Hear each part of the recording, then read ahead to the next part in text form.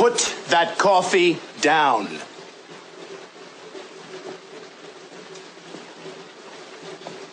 Coffee's for closers only.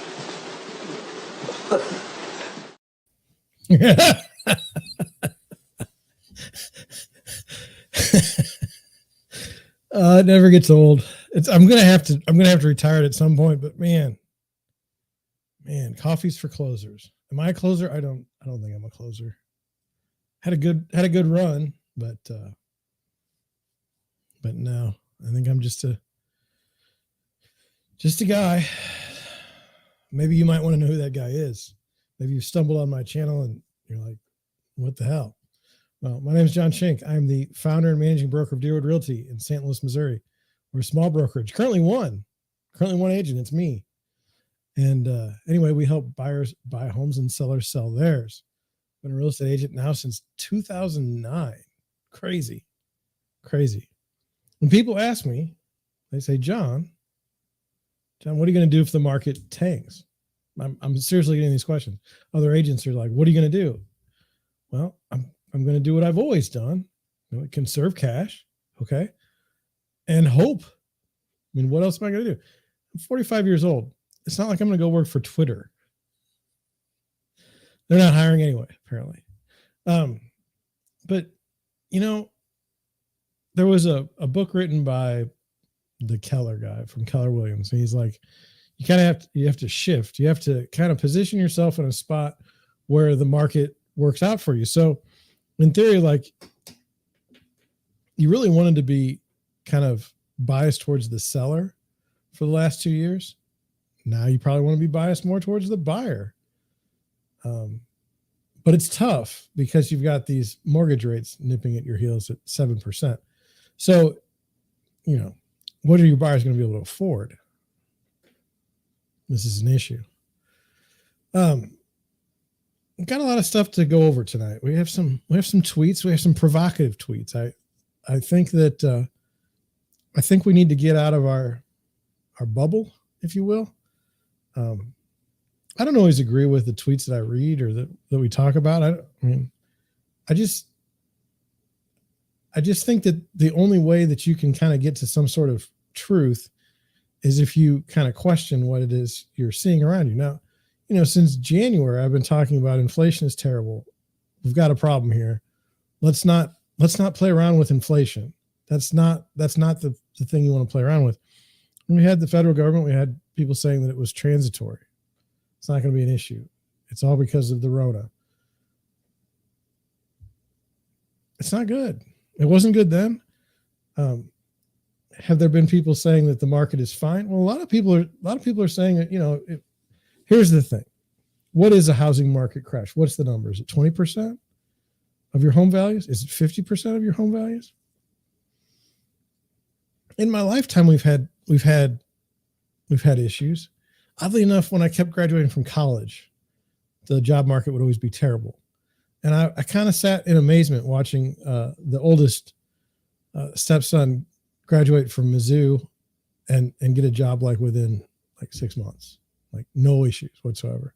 And I would remember the market was so bad when I graduated originally that they were like, you should just go to graduate school because there's no way you're getting a job.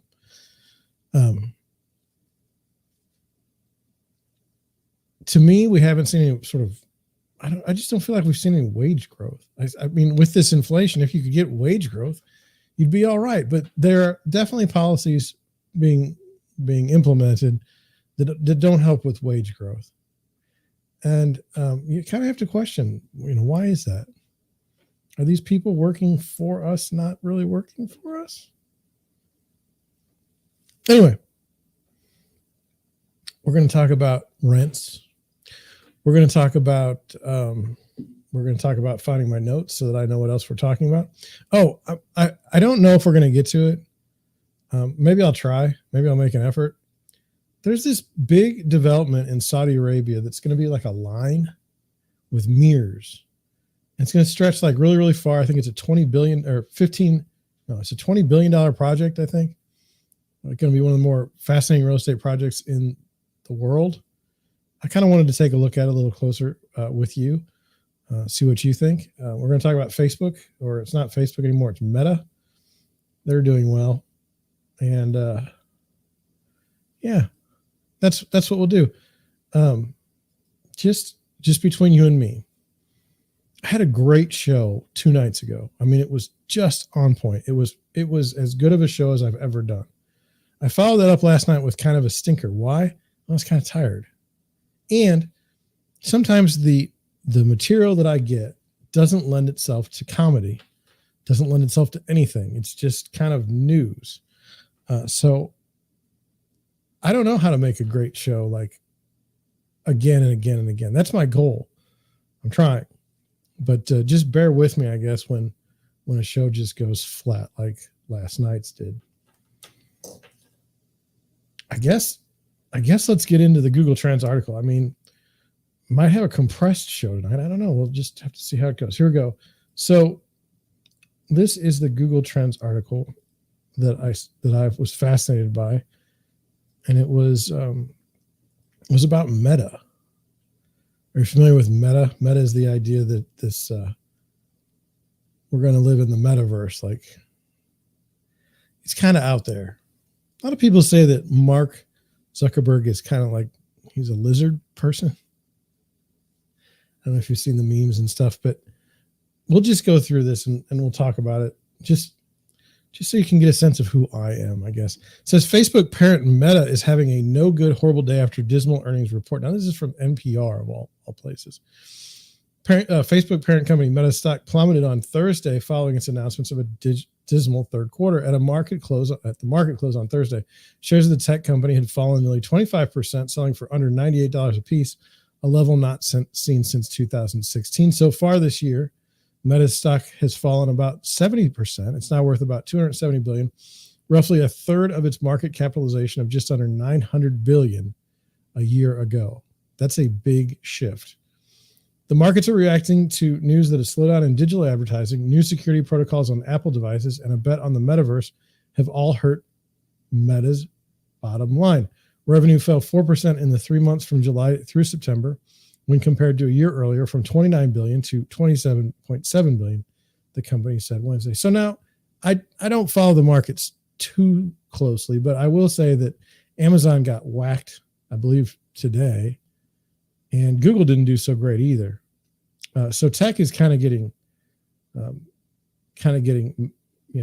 hit pretty hard. Now, I just wanted to go over the sense that the markets are reacting to news that a slowdown in digital advertising, new security protocols on Apple devices, and a bet on the metaverse have all hurt Meta's bottom line.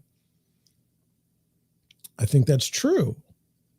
Now, the slowdown in digital advertising, can we separate that from the new security protocols on Apple devices that keep you from being, spied upon as much? Yes, I think we can. And then if we were to kind of project ourselves further into the future, given what look to be economic headwinds, can we, is it plausible that digital advertising might go down even more? I think that is. And then the bet on the metaverse, that is the one that I was most fascinated by and the one I wanted to discuss with you. Let's go through this just from my perspective. So when I was a kid, there would be these video games and it was like live action video games. You put in a quarter and like you saw people, like real people. They were like actors. Now, this was a long time ago. Okay. And the gameplay itself was pretty terrible, but there would be these scenes where it was very, very fascinating. Maybe that was for me like the first thought of like this idea of like a virtual world. And then you'd see things like Star Trek, The Next Generation, where you had this holodeck where everything in the place was like, made up by a computer. And that looked pretty cool. That looked like something that would be fun. But what Zuckerberg and Meta have done, and what they have shown me at least, is it's a place where I would never want to hang out. I want nothing to do with the metaverse. In real estate, there's two things that are kind of weird. As a real estate agent, people always think that you have all this money. Like you're made of money, and I don't know why, because I'm not made of money, but they think that. And so we often get pitched ideas because somebody thinks we have money for them.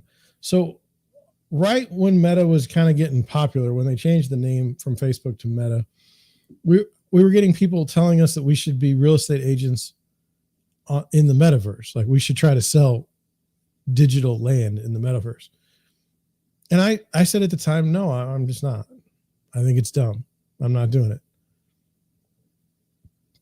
Nothing has changed. Now, augmented reality or virtual reality, could it be fun at some point in time? Absolutely. I plan on, when I retire, getting like, I don't know if you've seen iRacing, but you can get like these headsets that basically you look around and you're on a dirt track with a car and you're racing others. You can do dirt tracks. You can do Formula One. You can do NASCAR. I mean, that is going to be a lot of fun. But I'm 45 right now, so I'm not doing this until I'm like in my 70s maybe. And who knows how mentally aware I'll be, and who knows how good the technology will be. What happens to Meta, okay, if Meta eats it? Because it's not that interesting and nobody, I mean, how far back will they be setting the virtual space if Meta eats it?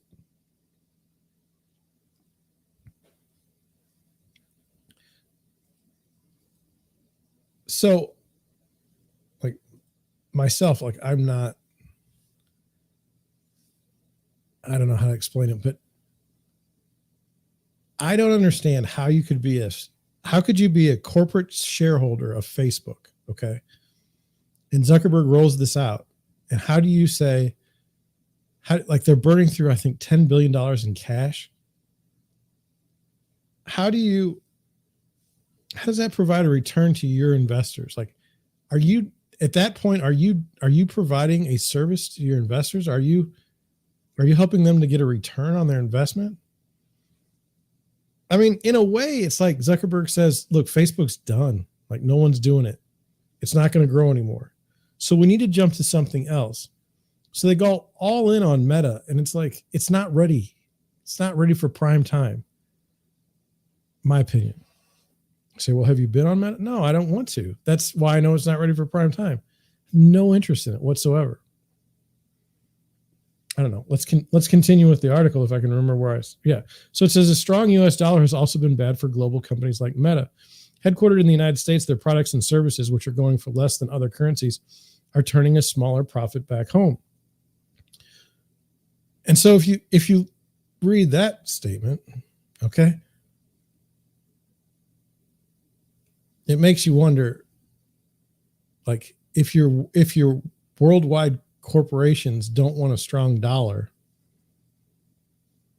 like, is that in America's best interest to not have a strong dollar? I'm just asking. I don't know the answer. I know that currencies are being played with a bunch right now. I don't know. Something to think about. So anyway, it's been a particularly bad week for tech. Google parent Alphabet reported earnings Tuesday, struggled amid a downturn in digital ads. Revenue from Google advertising was $54.5 billion in the 3 months from July to September, down from $56.3 billion the prior quarter. Microsoft reported the slowest growth that it's seen in 5 years. I can't believe Microsoft's still growing. But Meta's woes are deeper than its fellow tech titans because it's investing heavily in a future called the metaverse, a new space built around virtual reality and artificial intelligence. I didn't know there was any part of artificial intelligence in there. It says, I think that our work here is going to be of historic importance and create the foundation for an entirely new way that we'll interact with each other and blend technology into our lives. Zuckerberg said on a call with investors Wednesday, you can be of historic importance and still fail miserably. What about Teddy Ruxpin? Remember Teddy Ruxpin? Tickle Me Elmo? Was it historic importance? I don't know. Is that overdone, historic importance? When's the last time you've had something of historic? I think like a cell phone, maybe? What was the last thing? A personal cell phone?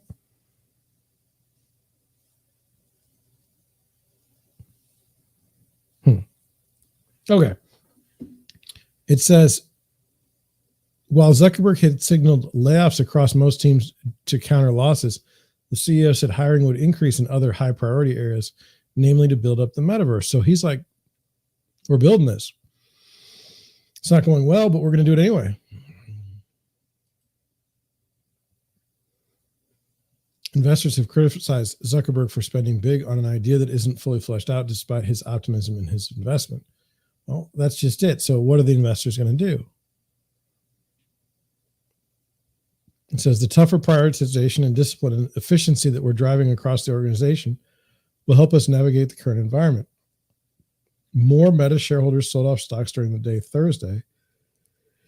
I'm sorry. Last week, Snap shares plummeted 30% after the social media company, which is smaller than Giants, Meta, and Alphabet, missed revenue estimates. Snapchat has always struggled. I don't know why. I don't know why they can't get it together with the Wall Street analysts. Like, at what point do they just say, okay, we'll just automatically go like 10% less than what you're telling us, and then have it all work out? Anyway, so what do you think about Meta? Do you have like a house in the metaverse? Do you have land in the metaverse? They were doing all those things to try to make it cool for kids. Like they were doing like rock concerts. And I know that, I want to say it's not Compass. One of the brokerages, one of the newer ones, has like its offices in the metaverse. And I don't know how that helps me sell a house here, not in the metaverse, like a physical home. eXp Realty, that's the one. I couldn't remember off the top of my head. All right, well, I mean, if you guys don't have anything else to add to that, I think we'll get going to the next article.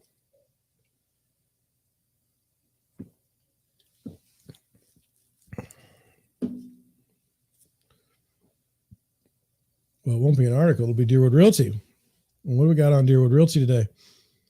I think you will find interest rates have eased 7.04%, a change of 3 basis points since yesterday.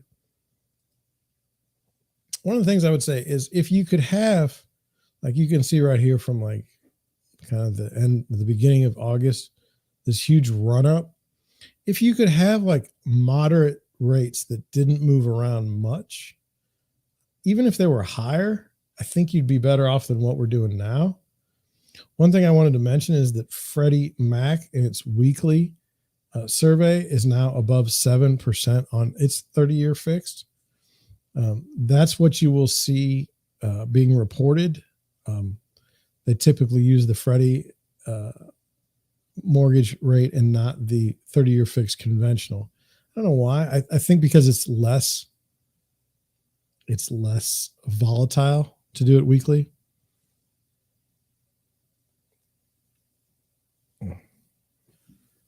All right.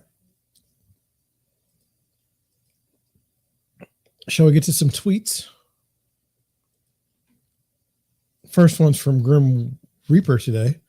Wild shit ahead.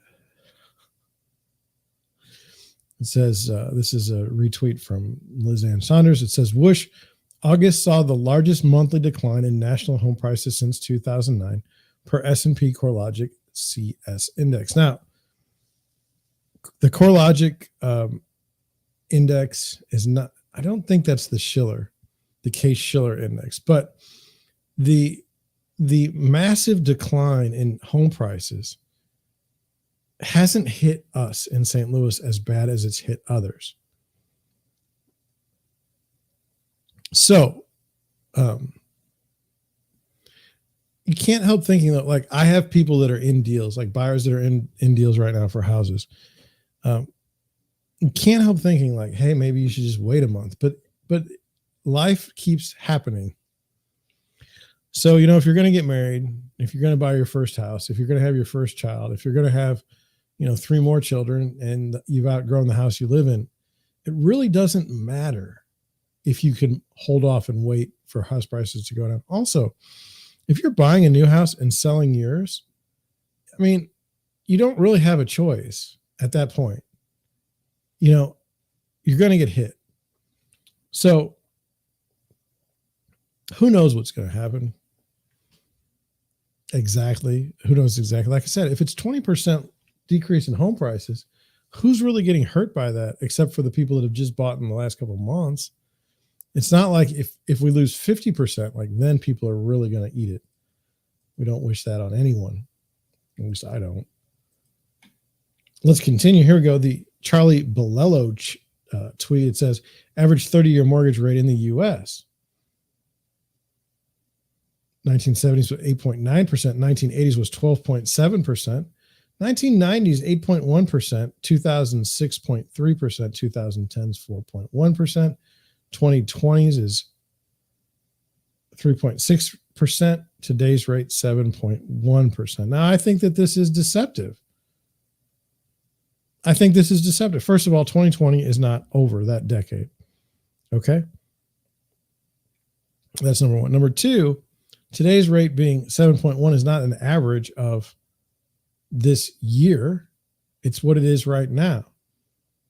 So I take a little bit of an issue with this particular tweet because I find it to be misleading, not in like a vicious, way. I just don't agree with what's being put out there. Let's continue. I thought this was a fun tweet. Wanted to share with you. Made this meme for It's Different This Time crew. It's different this time in a good way. Look, it says in a good way, right? I keep hearing that.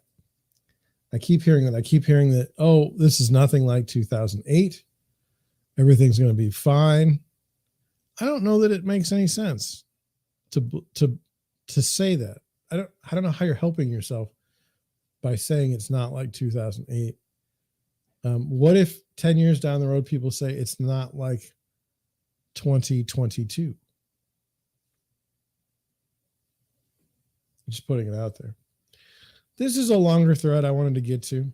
It's from Peter Boockvar. It says, due to the new reality for commercial real estate from a sharp rise in interest rates, let's do some math in a thread. It says, assume that in 2020, that a company A bought $50 million multifamily property in Utopiaville.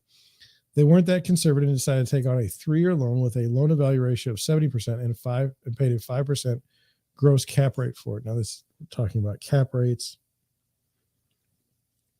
Don't worry, it won't be that bad. So they put down $15 million in equity, borrowed $35 million, and the property delivers gross annual rents of $2.5 million, thus not including maintenance, insurance, taxes, property management, interest expense, etc. They probably got a mortgage rate below 3% then, so let's guess 2.75. They'd thus be paying $962,000 per year in interest, not including principal pay down, and their $2.5 million in rental income can handle that as they have $1.5 million left over for other expenses and investor distributions. That debt, though, comes due next year, and if rates stay where they are, they'll be refinancing into a 7%-ish mortgage rate, which would send their annual interest expense to $2.625 million. If they're able to raise rents by 10% in 2021 and a similar amount in 2022, rental income would only go up to about $3 million, but they'd only have around $400,000 to cover all their expenses and leaving little, if any, left over. Property taxes alone could wipe out that $400K. The same example goes for those who developed property in 2020, 2021, and took on construction debt at about a 3% interest rate or interest expense that now needs robust rental growth when that loan is refinanced this year or next into a conventional mortgage loan to something above 7%. So this would indicate or seem to indicate that if you've bought a investment property on the commercial side, for sure, you might really be in trouble coming up. Like your expenses are going to eat you alive. I mean, what do you when you're an investor and you're not making money? What do? You sell. You take the L and you move on. So how do you lose with the real estate? You either lower the price or you eat it. You go under. Now, this assumes that interest rates aren't going to go down for a while.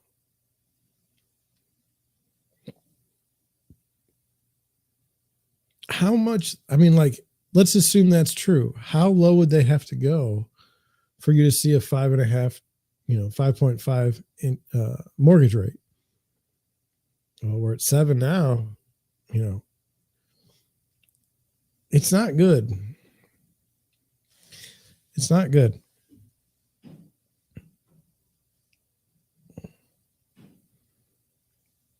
And this is the part that I've been trying to put out there. It's like, look, if people lose their jobs, if unemployment is high, it will just cause more issues, especially given that there's a significant amount of inflation in the market.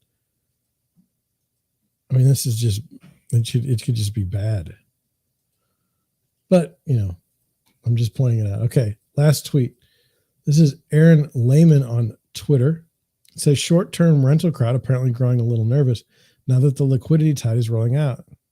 So if you come across the real estate doomsday bros, just drop these 3 charts on them, then ask them how this is anything like 2008. And I've seen this. And I don't really feel like I have any opinion one way or another, too biased, but there's been the general idea is that subprime mortgages sunk the real estate market, but I don't know that that's always been true. And all charts almost always look better before something bad happens. He uses these charts. He uses that the supply of homes is nothing like last time. The lending standards are still under control, and foreclosure starts then and now. He uses graphs that are for his point of view. I don't have any issues with that. I just think that when things start to go south, when you start to see, foreclosures, when you start to see evictions, when you start to see people losing their jobs, unemployment rate creeping up, and when you see inflation continue to rise, seemingly unfettered, and here we go. Here's another one. If the housing market drops by 50%, does it matter if it's not like 2008? Does it matter? What difference does it make at that point? You lost 50% of your home value.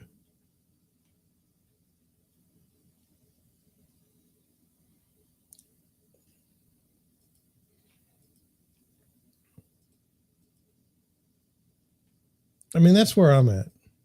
Look, when the market turns and I'm representing buyers, I'm going to ask sellers for concessions. Just like the sellers were looking for contracts with no concessions this past 2 years. I don't have the luxury.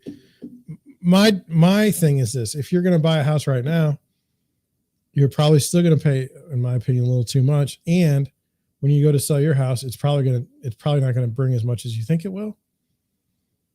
But as long as you know that going into it, I don't really think it's that big of a deal.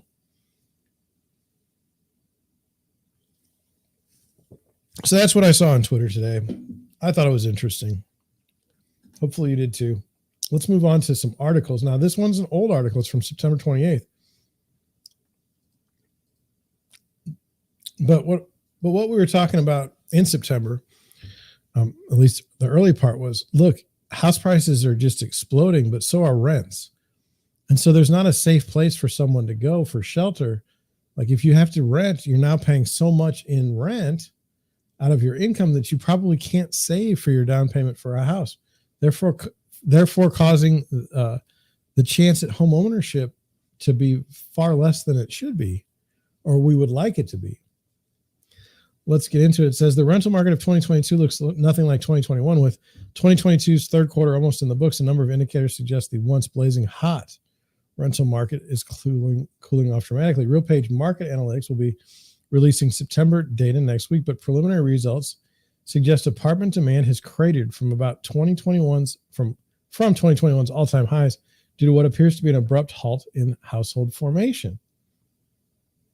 Isn't that interesting? It says, to be clear, the market isn't collapsing.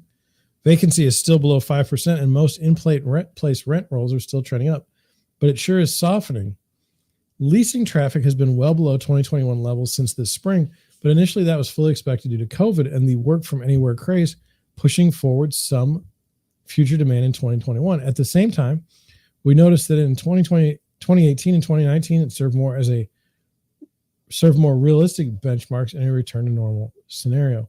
But then as inflation ripped forward and the Fed pushed rates more aggressively, it became clear there'd be no normalcy, and leasing traffic in summer and early fall fell below the 2018 and 2019 benchmarks. In turn, net absorption will likely come in far below expectations during what is typically a busy leasing season. Asking rents are starting to inch back too.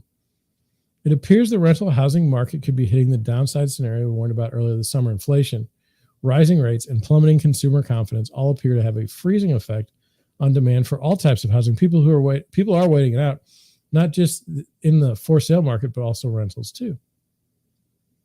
In 2021, housing of all types benefited from rapid household formation, roommates decoupling, and young adults leaving the nest. New housing demand is dependent on household formation, yet it appears to have hit the pause button in recent months. So roommates decoupling and young adults leaving the nest causing, new housing formation. I can see that definition. It says, in contrary to conventional wisdom, rising mortgage rates do not shift more demand towards rental. Demand for all types of housing has been aligned since the boom of summer 2020 and now the pullback of 2022.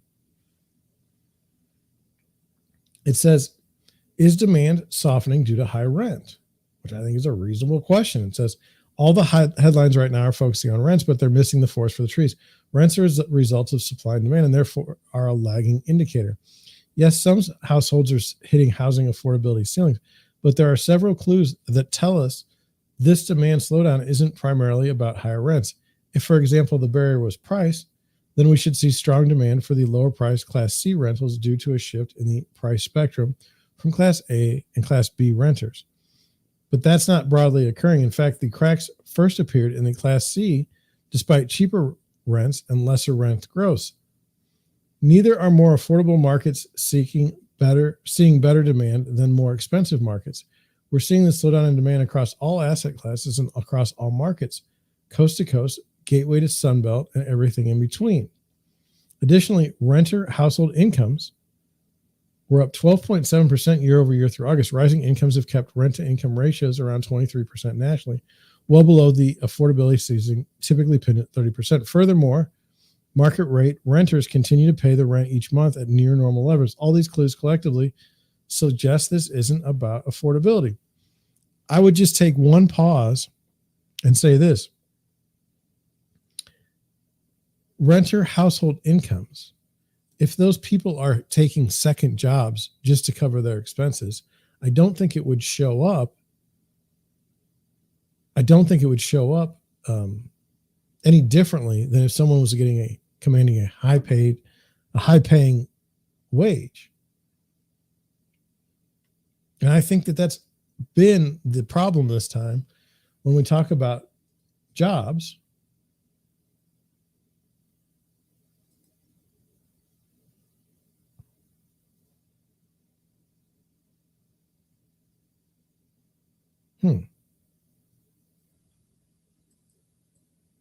Interesting.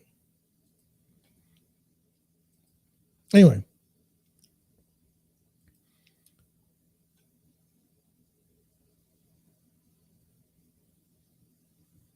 If you do have this situation that I'm thinking, it's I don't know. It would show it like there was more income for a person, but unless you know the number of jobs they're currently working, you don't get the the statistical. It's a mess basically. It's noisy data. It says if not rent, what is it? Asking rents will fall slightly in September, and that'll draw headlines, but that's actually very normal seasonally. The real story is about demand. Make no mistake, the Fed is having its intended impact, at least on rental demand and rents. Rental demand started hot in the first quarter and has been waning since the second quarter after the Fed's first rate hike in the second half of March. Month over month, rent increases have followed suit, coming in far below the record hikes seen in 2021. Anyone suggesting otherwise is looking at lagging data. New lease rents are no longer a major driver of inflation. We wrote earlier this summer about worry about your worry, specifically low consumer sentiment due to inflation rates and negative economic headlines. Worry has a freezing effect on big decisions, like signing a new lease. Worry encourages us to stay in place in a way that impacts demand for all types of housing. We talked about this last night when I was working in Detroit in 2007.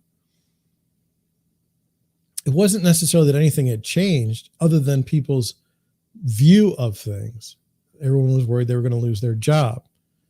And they had good reason to believe that, but it was the behavior, not necessarily the data that was causing, the crisis to occur. It was kind of fascinating.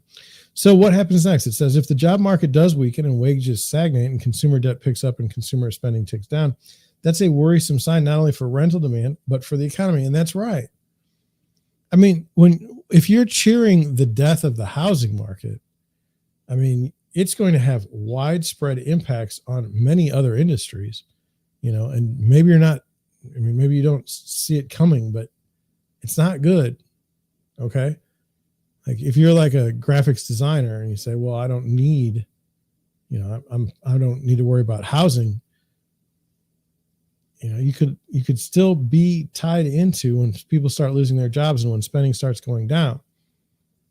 Anyway, it says, let's hope that's not the case. Of course, look to 2020 for an upside example. Back in 2020,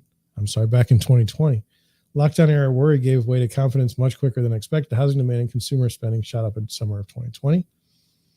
Numerous key indicators, wage, jobs, unemployment, consumer debt are still positive right now. If that remains the case, particularly as inflation moderates, we'd expect to see rental demand pick back up for the next leasing season beginning in early spring 2023. Remember, we're now entering the seasonally slow leasing period of late fall and winter. Demand and rents are usually negative during colder weather months, so that won't mean much if it happens again, unless the drop-off is drastic. So this article is saying the rental market rates are it's a seasonal thing. I don't know if I agree with that. Maybe I didn't read it right. You correct me if I'm wrong, okay?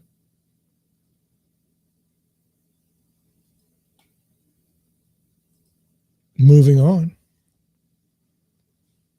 I don't want to do this article. We're going to do it tomorrow. Housing market activity is crashing. I wanted to go over this. 1.5. This is on Zero Hedge, but it says 1.5 million Saudis forcibly displaced to wake way for an extravagant project. I'll get it eventually. I'm going to do this. I'm going to see if it comes up. I don't know if it will. Yeah. So here we go. I can't do the sound because I don't want it to be, and I'm going to full screen it, but I wanted you to see this. I don't know if you can because I can't tell. Let's assume you can. So what they're building here, and if you can't, I'm an idiot and I'm sorry. They're building for 9 million residents. They're building this line it's going to be just a huge line. Okay. And it's going to cost $1 trillion. And it's just basically going to be like crazy. It says 5-minute walk neighborhoods, but it's just going to be a line. And you can travel end to end. There's zero carbon emissions. I mean, it's going to be wild. Okay.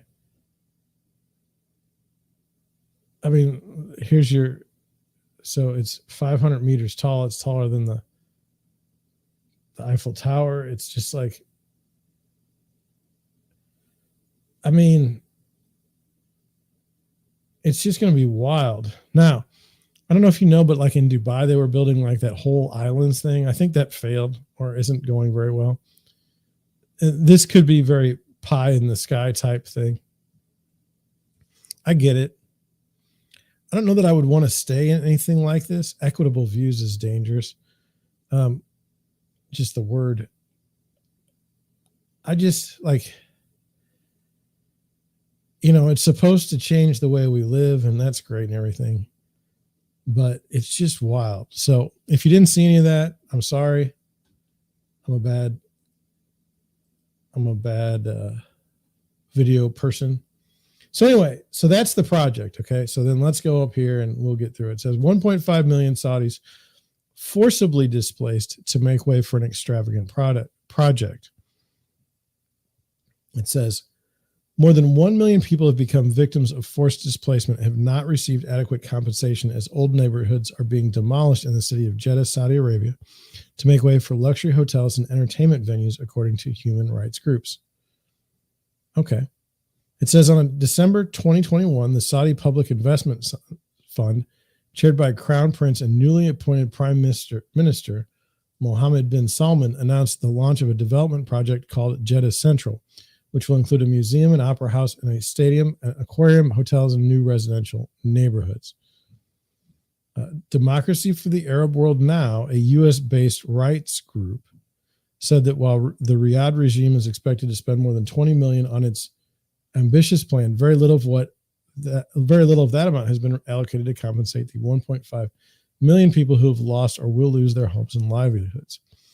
Research conducted by Dawn concluded that Saudi forced displacements are in violation of international law since the measures are incompatible with internationally recognized legal principles to guarantee and protect the population's rights. Now, look, no one sits there and says of Saudi Arabia, it's a free country. And I've always, as an American, I've always been uncomfortable with this idea that there's some sort of international order. And if you want to say like, oh, well, look at the UN. That's worked out really well. For who? Look at NATO. That's worked out very well. For who?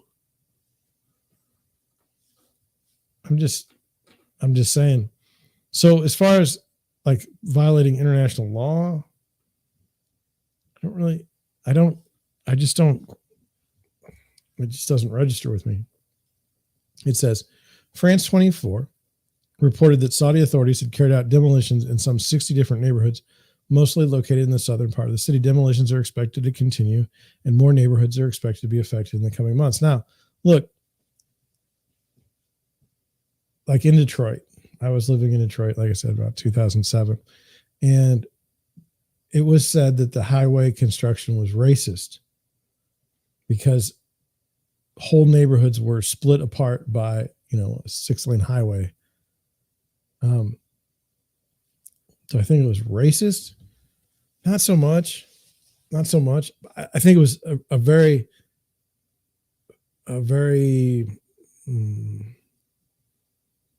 not well thought out at the time.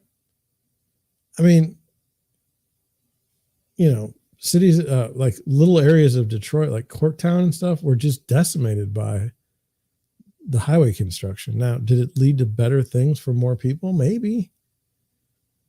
But in this case, we have, they want to build something cool. And to do that, some people are going to be removed. Now, I would ask, why isn't this a bigger thing maybe in China, for instance? Do people in China just get to, like, people that are living in houses in Chinese cities deemed ready for redevelopment? Do they get a say when the government comes and says, we're just going to tear down your house? And is it a whataboutism? Maybe. Is it a relevancy argument? Maybe. But I just think that I don't think it's wrong for the Saudi government, which is not a democracy, to, if they're going to invest and try to build this thing, they're not like trying to kill their own citizens. They're being displaced, but we don't know what property rights are. It's kind of fascinating. I think it's fascinating. The revelations come just days after it was revealed that Saudi Arabia's specialized criminal court sentenced 3 members of the Hawaii we're going with that, tribe to death a few weeks ago for resisting their forced eviction and displacement from the country's northwestern Tabak region. Now, see, now people are getting killed because they're not moving. That's not good. Don't want anybody to die. The three tribesmen, Shadli, Atala, and Ibrahim al-Hawaidi, were detained in 2020 for speaking out against the eviction of their tribe from the area, which was cleared by Saudi authorities to make way for the Nome Project. The Nome Project, announced in 2017 by MBS, Mohammed bin Salman, is a 500 billion megacity. Some other estimates put it over 1 trillion, being built in the Tabak region, which plans to serve as a technological hub and tourist destination. Okay. So this complaint, I don't believe, is related to the Nome Project.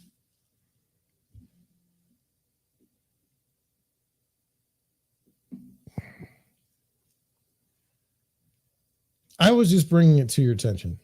Why? Not quite sure. I thought it was fascinating. Like, if you're doing a development, I'm going to go to full screen here. If you're doing a development, in the United States, you've got to worry about, like, what if the citizens don't want your project? Like, if you're in Saudi Arabia, it's like, what if the citizens, we don't care. They're gone. If you're a developer, you're like, that is awesome. I mean, it's not. I'd say that people think different. I'm not trying to defend, the killing of these tribesmen. I'm just saying, sometimes people complain about, like, weird things. Like, let's just say, like, I don't mean it as a negative, but say some lady has, like, a bee hive in her backyard, and they're like, we can't do a development because of this woman's bees. And it's kind of like,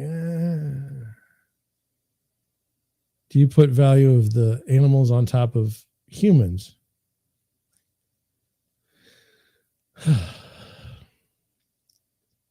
So anyway, I think that's about it. I haven't had anybody in the comment section. I haven't had anybody in the chat.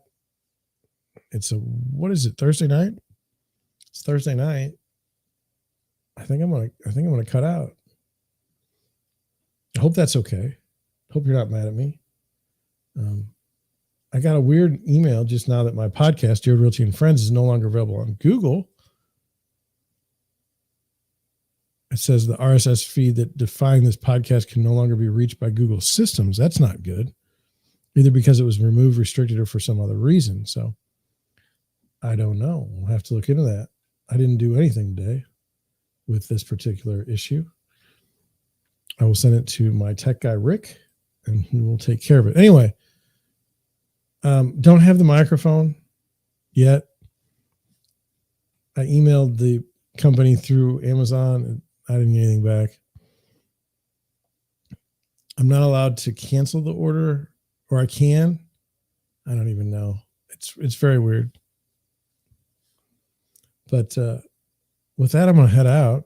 Thank you for watching. Thank you for listening, and I'll catch you on the next one.